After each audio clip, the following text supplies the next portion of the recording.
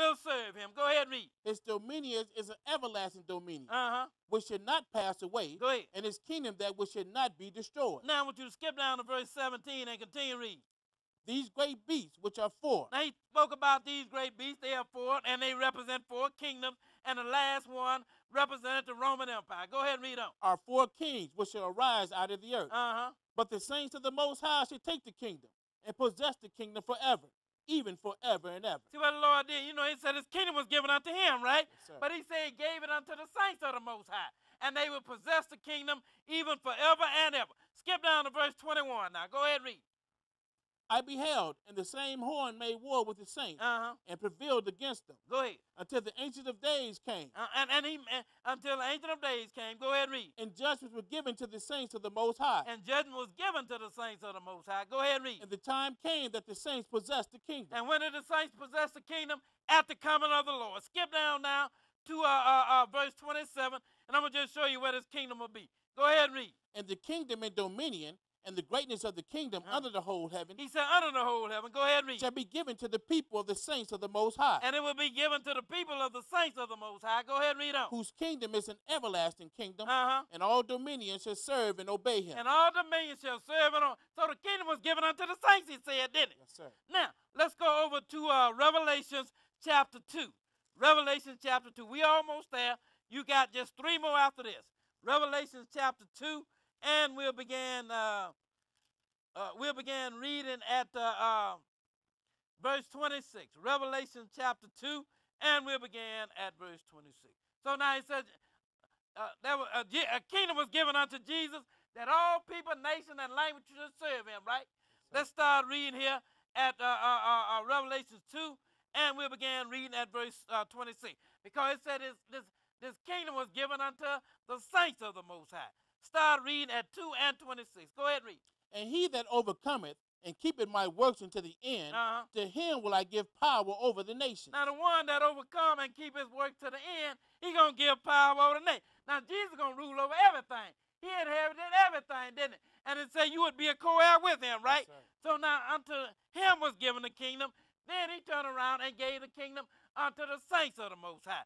Now it said the one that overcometh and keep his works unto the end, he will be given power over the nations. Go ahead and read. And he should rule them with a rod of iron. Uh-huh. As the vessels of a potter shall they be broken to shivers. Go ahead. Even as I received of my Father. So now, he was given the kingdom. He gave it to the saints. He going to rule. And what the saints going to do, they going to rule with him. He is an heir of all things. Therefore, that means that the saints are heir of all things as well. And not just going to rule over mortals. I'm going to show you some other power that man going to have. Let's go to 1 Corinthians chapter 6 now. 1 Corinthians chapter 6. 1 Corinthians chapter 6. And we're going to start reading at verse 1. 6, and we're going to pick it up at verse 1. 6 and 1.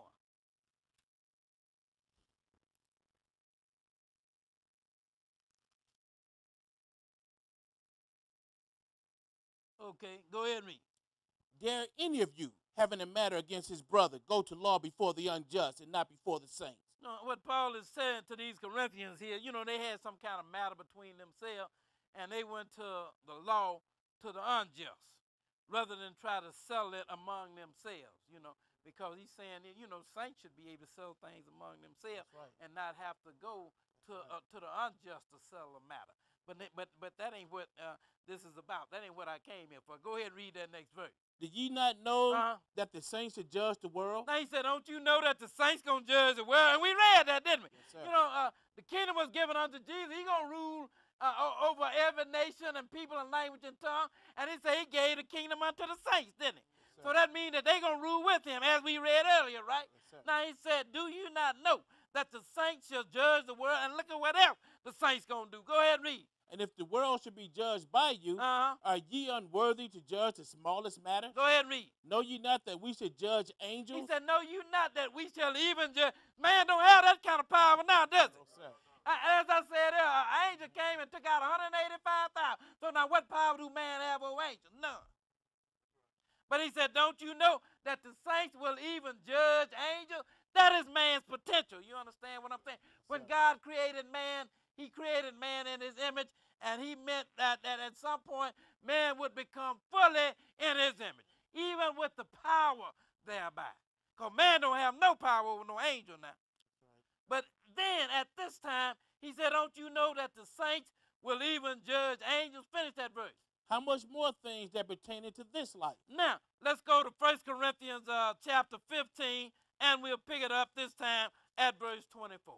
15, and we'll begin at verse 24. 15 and 24. We almost there. You got one more after this one.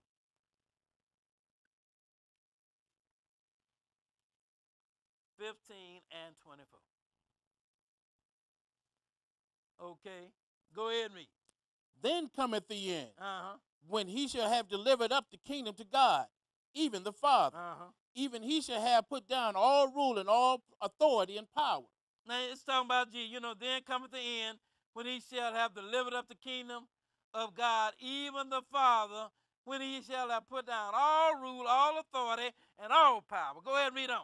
For he must reign till he have put all enemies under his feet. Go ahead. The last enemy that should be destroyed is death. Go ahead. For he hath put all things under his feet. Uh-huh. But when he saith all things are put under him, Uh-huh. it is manifest that he is accepted, which did put all things under him. Uh-huh. And when all things shall be subdued unto him, Go ahead. then shall the Son also himself be subject unto him that Wait put a minute. all things He said, under and him. then when all things shall be subdued unto him, meaning unto Jesus, then shall the Son himself be subject unto him that put all things unto him, meaning the Father. Go ahead and read on. That God may be all in all. That God may be in all. So he got to rule till he put down all things. Yes, sir.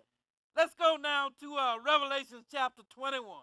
And we're going to pick it up at verse 3. Revelation chapter 21.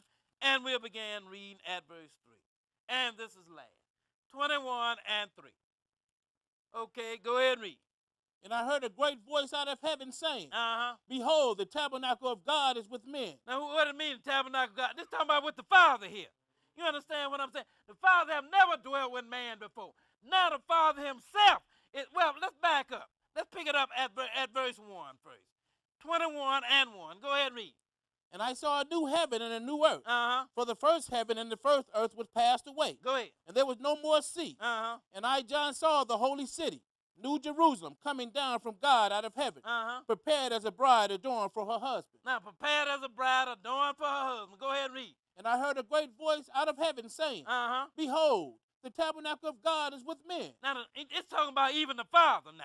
The tabernacle of God is with men. Go ahead and read on. And he would dwell with them. And he's going to dwell with them. Go ahead. And they should be his people. Uh-huh. And God himself should be with them and be their God. Go ahead. And God should wipe away all tears from their eyes. Uh-huh. And there should be no more death. And there will be no more death at this time. You understand what I'm saying? Yes, sir. So now man truly become, there ain't no more dying after this. Go ahead and read. Neither sorrow, And neither will there be sorrow. Go ahead. nor crying, Uh-huh. neither shall there be any more pain. Go ahead. For the former things are passed away. Now skip down to verse 7. Go ahead and read it.